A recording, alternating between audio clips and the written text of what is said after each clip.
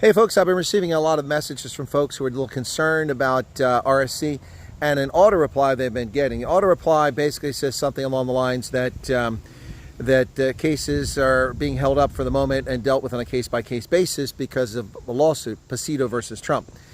So let me weigh in on this. I'm not a lawyer, but I can tell you what has happened from an analytical standpoint.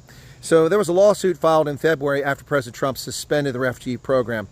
Now that lawsuit was because there were tens of thousands, probably I would say 24,000 or something like that, people who were prepared to come to the United States as refugees who'd already gone through the process. They'd been approved. Many of them were waiting on flights and about to fly to the United States when Trump suspended the program in its entirety. It meant nobody could come over. So when that happened, a group went and decided they were going to sue the Trump administration. So this lawsuit is Pasito versus Trump. You can look it up. The lawsuit was to force the Trump administration to simply not stop the people who'd already been processed, but to do them on a case-by-case basis to make sure they weren't a threat, but allow them to come over to the U.S.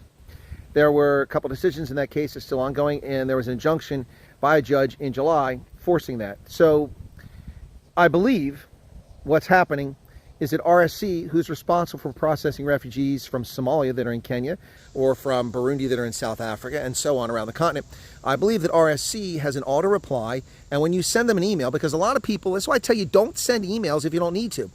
People are sending emails to them to tell them about new circumstances and such, and they're flooding their email box. They're getting an auto reply, is my estimation. Now, Shelley, I'm not stating this as a fact. It's just reasonable analysis. I believe you're getting an auto reply to your message because you sent one. It's not coming from a person because they're all identical. They all say exactly the same thing. It's an auto reply, and the auto reply was set up by them because they were getting questions from Somalis and Burundians and Chadians and others wanting to know what's going on. And I suspect that that's what's in play here, that the auto reply is intended for those folks, not for South Africans specifically. I think the South African piece is just unfortunate. You're just getting an auto reply.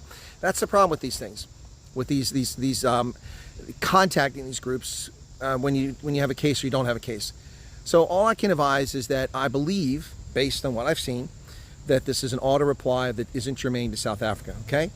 If you're getting the auto reply, then that probably means that they received your email, and in due course they should get to it. So take it as, a good sign, not something to panic over. Does that make sense? I hope that clarifies things for a lot of people, because I know a lot of people have angst and they're concerned it's not real.